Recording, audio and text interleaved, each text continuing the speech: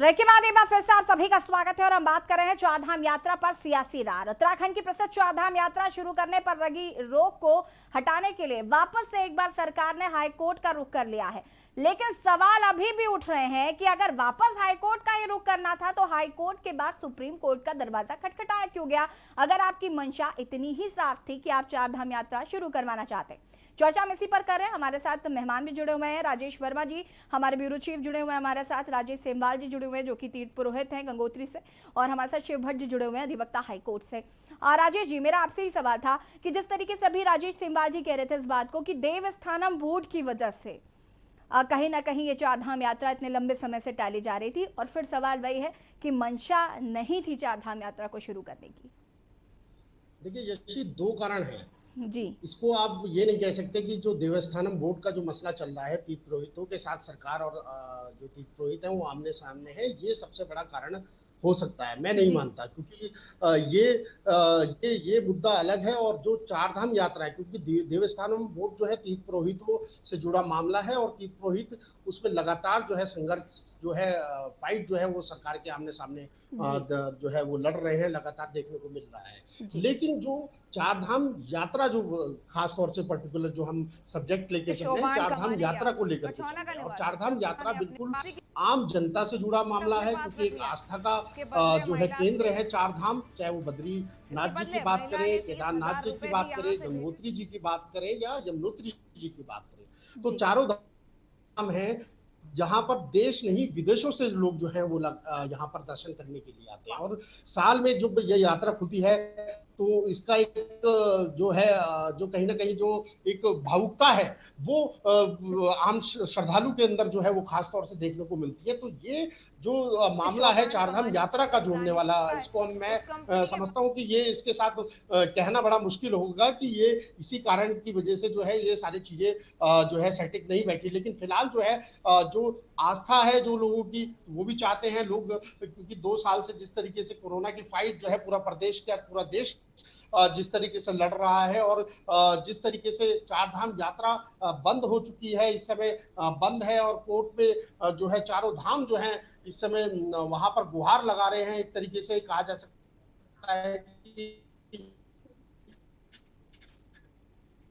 जब वहां से जब हाई कोर्ट से जब आदेश हो जाए, इसके साथ साथ अभी ये भी देखना होगा कि जो सबसे बड़ा संकट जो है कोविड को लेकर के यात्रा बंद की गई थी, और लेकिन कोविड के साथ साथ ये भी एक बड़ा संकट है कि जो वहां पर कोविड काल, तो इस समय देख रहे हैं कि हम न्यूट्रल है, इस प्रदेश के अंदर इतना कोविड के मामले नहीं है, लेकिन कहने का मतलब सिर्फ ये है कि जो वहां पर लोग, जिन लोगों के जो घोड़े खच्चर वाले हैं, प्रसाद वाले हैं, कंडी वाले हैं, या तमाम होटल व्यवसाय वाले हैं, और जो देहरादून से लेकर या तमाम राज्यों से लेकर के जो टूर एंड ट्रेवल्स का जिन लोगों का काम है, वो जैसी 2 साल से जो है वो बंद पड़ा हुआ है, और जिसकी वजह से जो है कहीं ना कहीं पटरी जो है वो जो आजीविका की जो पटरी है, जिसको लगता है कि ये जब चारधाम यात्रा शुरू होती है तो कहीं ना कहीं जो व्यापारी है या तमाम वर्ग के जिन लोगों की आजीविका वहां से जुड़ी है, तो कहीं ना कहीं वहां से जो है उनको पूरे साल भर का जो है एक ऐसा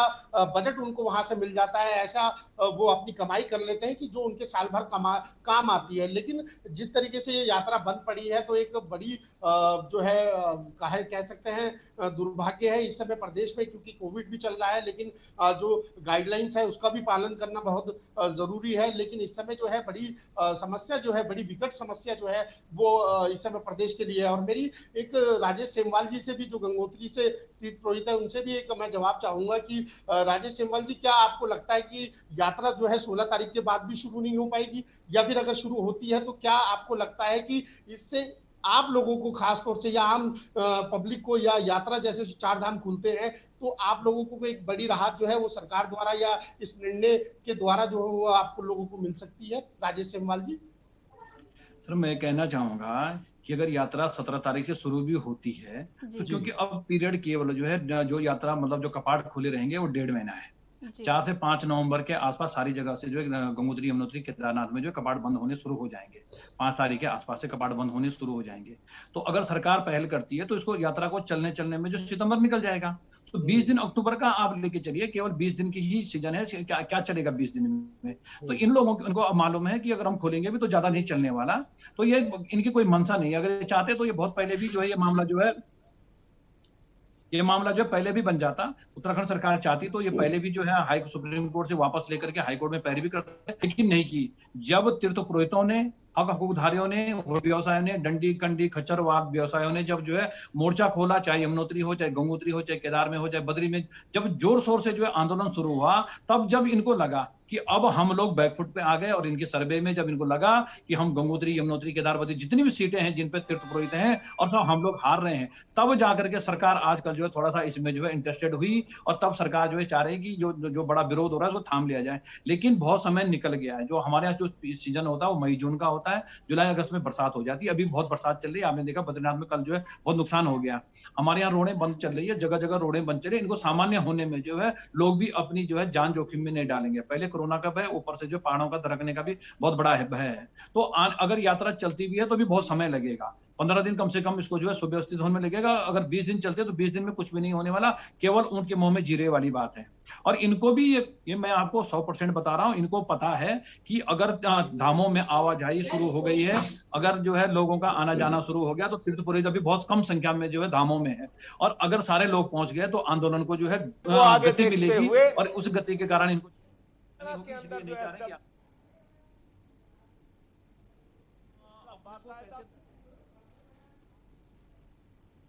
आप सभी हमारे साथ बने रहिए, आपसे और भी जानकारी यहाँ पर हम लेंगे, चर्चा करेंगे। विपक्ष लगातार सरकार की घेराबंदी में लगा है। आज ही प्रसाद नथानी का भी बयान सामने आया। उन्होंने कहा कि सरकार की कभी भी मंशा नहीं रही कि वह चारधाम यात्रा को शुरू करे। और यहाँ पर जिस तरीके से भी तीर्थ पुरोहित राजेश सेमवाल जी भी इस बात को कह रहे हैं कि बहुत कम वक्त बचा है, करीब 1.5 महीने का वक्त बचा है, और यात्रा शुरू होते होते सितंबर भी निकल जाएगा, और कहीं ना कहीं जो समय है वो काफी कम है। तो ऐसे में अगर यात्रा शुरू भी होगी तो वो ज्यादा दिन तक चल नहीं पाएगी। तो कैसे फिर जो हम जिस जीविका की बात कर रहे हैं उसको फायदा कैसे होगा?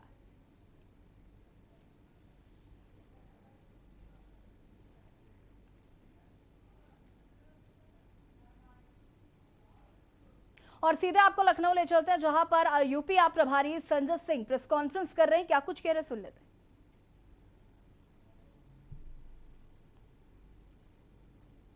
हैं। SWSM राज्य पेयजल एवं स्वच्छता मिशन कोई पंजीकरण संस्था नहीं है।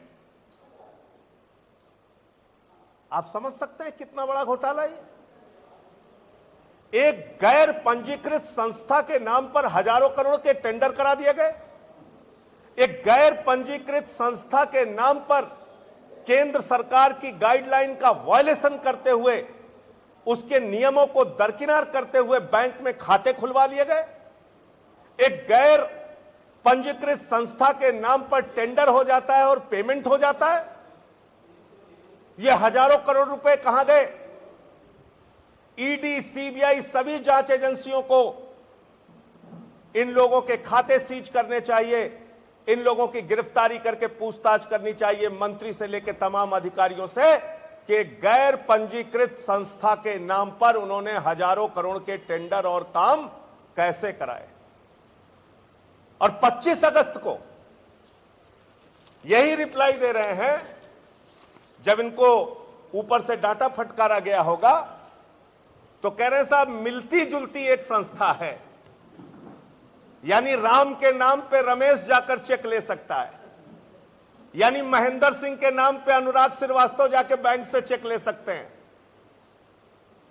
ये जवाब दे रहे हैं। ये 25 अगस्त की आरटीआई में फिर जवाब दिया इन्होंने, एक दिन के तुरंत बाद, जब इनको डांट पड़ी ऊपर से।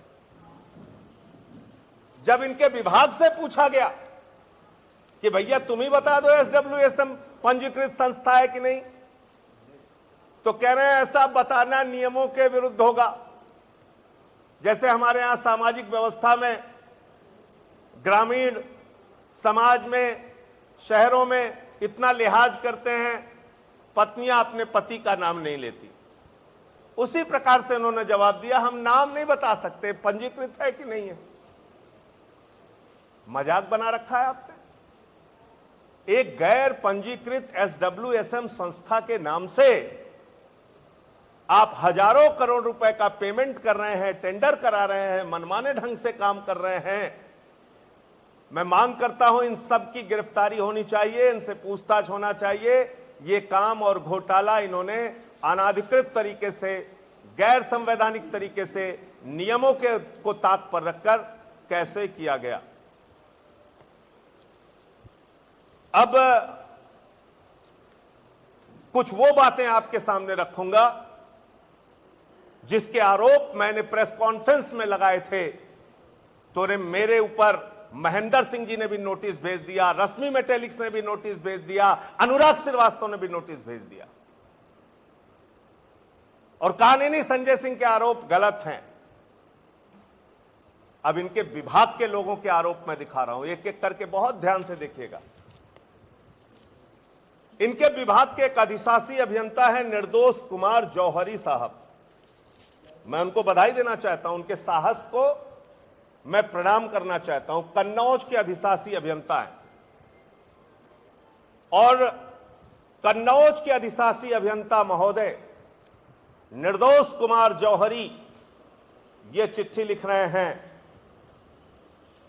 प्रबंध मुख्य अभियंता ग्रामीण, मुख्य अभियंता चीफ इंजीनियर ग्रामीण को ये चिट्ठी लिख रहे हैं और कह रहे हैं कि हैदराबाद की जो कंपनी है एसएमसी इंफ्रास्ट्रक्चर प्राइवेट लिमिटेड, वो 30 से 40% अधिक दरों पर काम करा रही है और ऐसा करना वित्तीय अनियमितता है। ये मैं नहीं कह रहा हूं, महेंद्र सिंह जी के विभाग के अधिशासी अभियंता कन्नौज के निर्दोष कुमार जौहरी जी चिट्ठी लिख रहे हैं। कब? 18 अगस्त को चिट्ठी लिख रहे हैं। क्या लिख रहे हैं? कह रहे हैं SMC infrastructure private limited Hyderabad की कंपनी जो काम एसडब्ल्यूएसएम के तहत करा रही है, वो काम 30 से 40% अधिक दर में करा रही है और यह वित्तीय अनियमितता है। ये मैं नहीं कह रहा हूं, ये इनके एक्सीएन कह रहे हैं। उसके बाद वही एक्सीएन लिख रहे हैं कि हर SMC infrastructure private limited Hyderabad, ये कागज भी मैं अभी आपको दे दूंगा। निर्दोष कुमार जौहरी जी आगे चिट्ठी लिख रहे हैं, 18 अगस्त को ही चिट्ठी लिख रहे हैं वर्मा जी डिबेट हो कि रहा भाई है एक आदेश हुआ था 9 जनवरी 2020 आवाज नहीं आ रही आपकी, आपका और म्यूट है। उस आदेश में कहा गया था कि कोई भी अधिशासी अभियंता सर 2:30 बजे 1 करोड़ रुपए से ज्यादा का